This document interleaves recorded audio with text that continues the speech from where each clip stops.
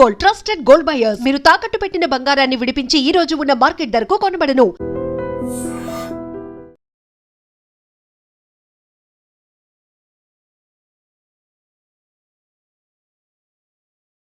నమస్తే, welcome to I dream. Cockroach Janata party ఆధ్వర్యంలో ఢిల్లీ జంతర్ మంతర్ వద్ద చెలరేగినటువంటి నిరసనలు కేంద్ర ప్రభుత్వం తలదించాల్సినటువంటి పరిస్థితి వరకు వచ్చింది. కేంద్ర మంత్రి రాజీనామా చేశాడు. ఉన్నపళంగా ఒక హైపవర్డ్ కమిటీని కూడా కేంద్ర ప్రభుత్వం ప్రకటించింది. ఈరోజు లోక్సభలో దీని గురించి చర్చ కూడా జరుగుతున్నటువంటి పరిస్థితి ఉంది.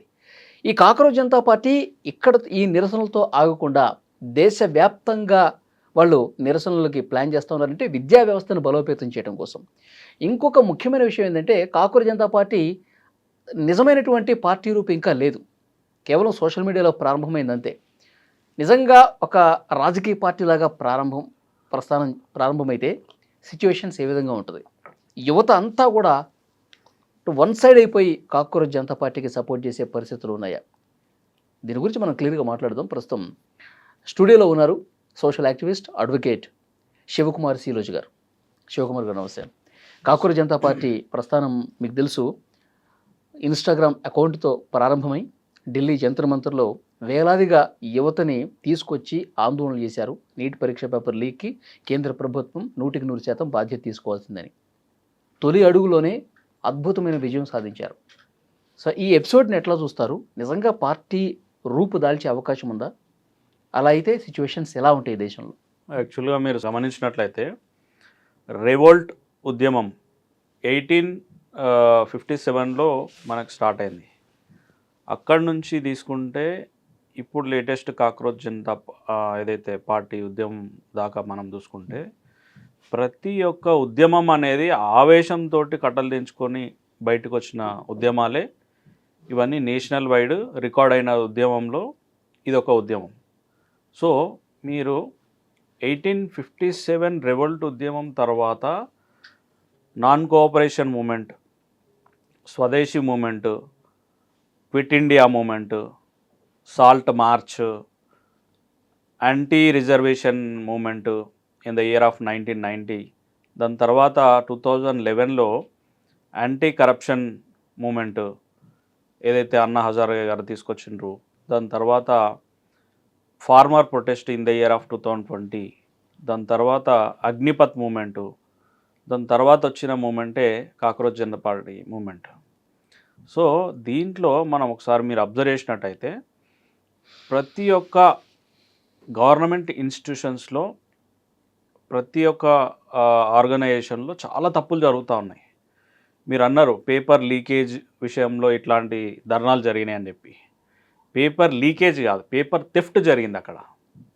సో పేపర్ థెఫ్ట్ జరిగింది అంటే ఇప్పుడు ఒక కాన్ఫిడెన్షియల్ సంబంధించిన ఒక ప్రశ్న పత్రం, ఒక క్వశ్చన్ పేపర్ అనేది బయటికి లీక్ అయింది అని అంటే దాంట్లో వాళ్ళ సెక్యూరిటీ వైఫల్యం ఎంత ఉంది అనేది మనం ఇక్కడ ఒకసారి గమనించవచ్చు. సో ఈ యొక్క కాక్రోచ్ పార్టీ అనేది ఎస్టాబ్లిష్ కావడానికి కారణం మన సిజేఐ గారు చేసిన కామెంట్స్ని బేస్ చేసుకొని 15th May 2026 రోజు సూర్యకాంత్ గారు దేశంలో ఉన్నటువంటి యూత్ని బేస్ చేసుకొని కొన్ని కామెంట్స్ చేయడం తోటి May 16th రోజే ఇన్స్టాగ్రామ్ ఐడిలో కాక్రోచ్ జనతా పార్టీ అని చెప్పి Abhijit Dipke, who is at America united స్టేట్స్లో బాట్సన్ యూనివర్సిటీలో ఎంఎస్ చదువుతున్నటువంటి ఒక విద్యార్థి ఇమీడియట్లీ వెరీ నెక్స్ట్ డేనే ఇన్స్టాగ్రామ్లో ఒక ఐడి కాక్రోచ్ జనతా పార్టీ అని పెట్టడం జరిగింది. సో ఇది పెట్టిన తర్వాత దేశంలో ఉన్నటువంటి వేలాది మంది జెన్జీ యూత్ అందరు కూడా ఈ యొక్క ఇన్స్టాగ్రామ్ని విపరీతంగా ఫాలో అవడంతో అబౌట్ టు వెరీ అతి తక్కువ కాలంలోనే 20 million అబోవ్ అనేది రీచ్ అయింది ఈ యొక్క ఇన్స్టాగ్రామ్ ఐడి. సో ఈ తరుణంలో ఈ యొక్క ఏదైతే కాక్రోచ్ జనతా పార్టీ అని ఎస్టాబ్లిష్ అయింది అనేది ఒక సెటైరికల్ పార్టీ లాగా ఇది ఎస్టాబ్లిష్ అయింది. సో ఈ ఎస్టాబ్లిష్మెంట్ తర్వాత వీళ్ళు ఎప్పుడైతే వర్చువల్గా గవర్నమెంట్కు సంబంధించిన అంశాలపైన క్వశ్చన్ చేస్తూ అసలు మా ఫండింగ్స్ ఏమవుతా ఉన్నాయి, అసలు ఉద్యోగాలు ఎక్కడ ఉన్నాయి అని చెప్పి దేశంలో ఉన్నటువంటి అన్ఎంప్లాయిడ్ యూత్ అందరిని కూడా ఒక ప్లాట్ఫామ్ మీదకి తెచ్చి ఈ యొక్క వర్చువల్ పార్టీని వీళ్ళు డైరెక్ట్గా ఒక కాజ్ తీసుకొని పేపర్ లీకేజ్ అంశం పైన వీళ్ళు మొదటి ఉద్యమం వీళ్ళు స్టార్ట్ చేశారు.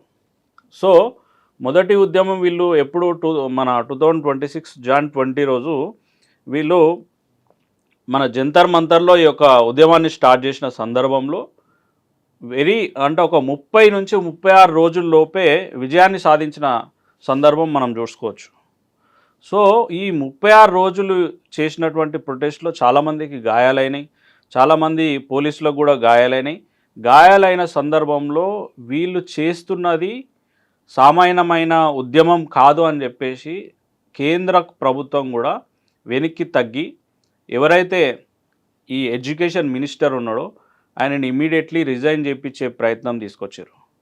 ఎందుకు తీసుకొచ్చారు అని అంటే వాళ్ళ యొక్క డిమాండ్స్ ఏవైతే ఉన్నాయో ఆ డిమాండ్స్ని బేస్ చేసుకొని ఇది ఫర్దర్గా వేరే రెవల్యూషన్ తీసుకునే సందర్భం ఉంది కాబట్టి ఇమీడియట్లీ వాళ్ళు దీన్ని కటాఫ్ చేసే పరిస్థితి వచ్చింది. సో ఈ యొక్క పార్టీ నిజంగా యాజ్ పర్ మన election commission of India rules and regulations ప్రకారం వీళ్ళు నిజంగా కూడా ఒక పార్టీ పెడితే దేశంలో ఉన్నటువంటి యూత్ అందరూ కూడా ఈ పార్టీ వైపు వెళ్ళే అవకాశాలు చాలా ఉన్నాయి. మీరు లేటెస్ట్గా చూస్తే మన దేశంలో ఉన్నటువంటి చాలామంది కూడా ఎంపీస్ ఎవరైతే అపోజిషన్లో ఉన్నటువంటి ఎంపీస్ కూడా మేము కూడా వచ్చి కాక్రోచ్ జనతా పార్టీలో జాయిన్ అవుతామనే పరిస్థితికి వచ్చింది. సో ఒక్కసారి ఈ వ్యవస్థ అనేది కంట్రోల్ తప్పితే ఒక దేశంలో ఉన్నటువంటి యూత్ ఏ విధంగా రియాక్ట్ అవుతారో అనే దానికి ఇది నిదర్శనం అని చెప్పేసి నేను చెప్తా. అయితే నిజంగా పార్టీ పెడితే యూత్ మొత్తం ఒక్క తాటి మీదకి వస్తే అంటే కేవలం యూత్ ఓట్లతోనే గెలిచే పరిస్థితి ఉందా? అంటే ఇక్కడ టెంపరీ మేనిఫెస్టో అనేది వాళ్ళు ఒక మేనిఫెస్టో అనేది వాళ్ళు రిలీజ్ చేయడం జరిగింది. దేశంలో ఉన్నటువంటి మహిళలకు వాళ్ళు 50% రిజర్వేషన్ అనేది ఒకటి అనౌన్స్ చేశారు. మళ్ళీ సెటరికల్గా ఏం అనౌన్స్ చేశారు, దేశంలో మన సుప్రీంకోర్ట్ ఆఫ్ ఇండియా సిజేఐ గారు ఎవరైతే ఇంతకుముందు గొగోయ్ గారు ఉన్నారో వారికి రాజ్యసభ సీట్ని నామినేటెడ్ పదవి ఇచ్చారు. సో అట్లాంటి పదవులు మేము ఇయ్యము, అట్లాంటి స్కీమ్స్ అనేది మేము పెట్టము అని చెప్పేసి ఒక మేనిఫెస్టోలో సెటరికల్ మేనిఫెస్టో పెట్టడం జరిగింది. దాని తర్వాత వాళ్ళు ఏమంటారు అంటే నేషనల్లో ఈ మన గోదే మీడియా అని చెప్పేసి ఏదైతే బీజేపీ ఐడియాలజీకి సపోర్ట్ చేసేటువంటి మీడియా ఎవరైతే ఉన్నారో ఆ మీడియాకు సంబంధించిన యాంకర్స్ అందరు కూడా ఆస్తులు మేము ఎంక్వైరీ చేస్తాము అని చెప్పేసి అదొక మేనిఫెస్టోలో దాని ఒక ఐడియాలజికల్గా పెట్టారు. తర్వాత దేశంలో ఉన్నటువంటి ఏ ఎమ్మెల్యే కానీ ఎంపీ కానీ పార్టీ మారితే 20 ఏళ్ళ వరకు వాళ్ళకి ఎటువంటి ఎలక్షన్లో కంటెస్ట్ చేయకుండా వాళ్ళని బ్లాక్ చేసే పరిస్థితి వాళ్ళు తీసుకొస్తూ ఉన్నారు. సో ఇట్లాంటి మేనిఫెస్టో అనేది రిలీజ్ చేసి దేశంలో ఉన్నటువంటి యువతని ఆకర్షించే ప్రయత్నం సిజేపీ చేస్తూ ఉంది. సో ఒక 30 ఏళ్ళ యువకుడు అమెరికాలో బాట్సన్ యూనివర్సిటీలో ఎంఎస్ చదువుతున్నటువంటి ఒక యువకుడు తీసుకొచ్చినటువంటి ఒక రెవల్యూషన్కి దేశంలో ఉన్నటువంటి యువత అనేది కూడా ఒకసారి టర్న్ కావడం జరిగింది. సో మీకు 2014లో బిఫోర్ అన్నా హజారే ఉద్యమం తర్వాత మీకు నేషన్ వైడ్ అనేది ఒక దేశంలో ఏమైంది అని అంటే విపరీతమైన కరప్షన్ జరగడం వల్ల అన్నా హజారే గారి ఉద్యమంతో చాలామంది ఒక రెవల్యూషనరీ తోటి భారతీయ జనతా పార్టీని ఎన్నుకోవడం జరిగింది.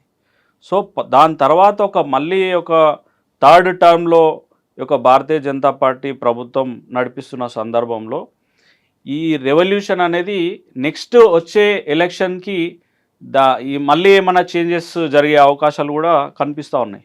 ఎందుకనంటే ఈ రేంజ్లో రెవల్యూషన్ అనేది అది పార్టీ అనేది నెక్స్ట్ స్టేజ్లో as per election commission rules and regulations ప్రకారం కనుక వాళ్ళు కనుక వేరే పార్టీని కనుక డిక్లేర్ చేస్తే దేశంలో చాలా రాజకీయ మార్పులు జరిగే అవకాశం.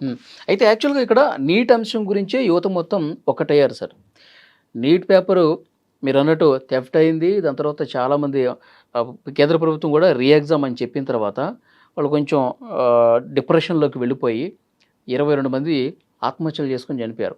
సో అందుకే విద్యా వ్యవస్థలో మార్పు రావాలని చెప్పి యువతలో కూడా ఒక కదలిక వచ్చింది.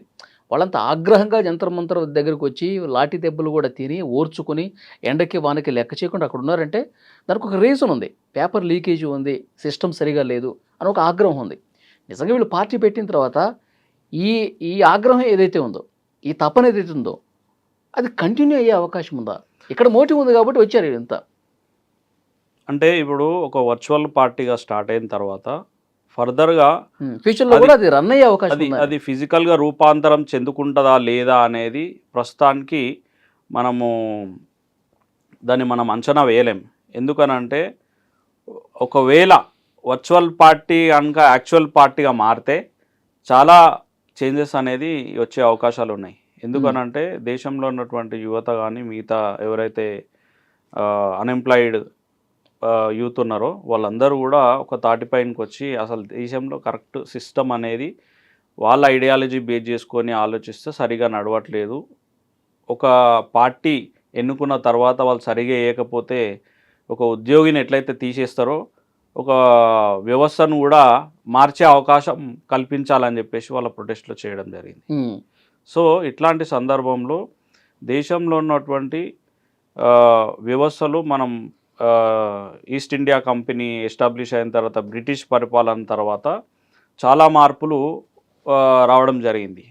సో ప్రతి 5 సంవత్సరాలకి ప్రతి 10 సంవత్సరాలకి 15 సంవత్సరాలకి చాలా మార్పులు చెందుకుంటూ అప్డేట్ అవుతున్న ఇండియాని మనం చూస్తూ ఉన్నాం.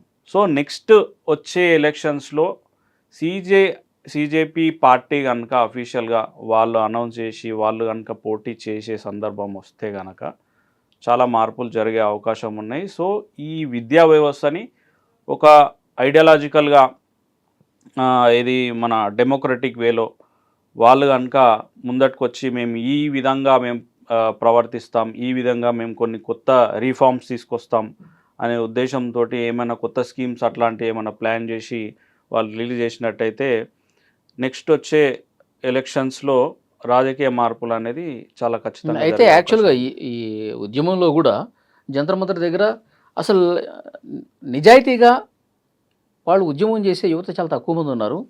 అందులో లిస్ట్ అంతా వాళ్ళు ఇప్పుడు బయటకు తీస్తూ ఉన్నారు.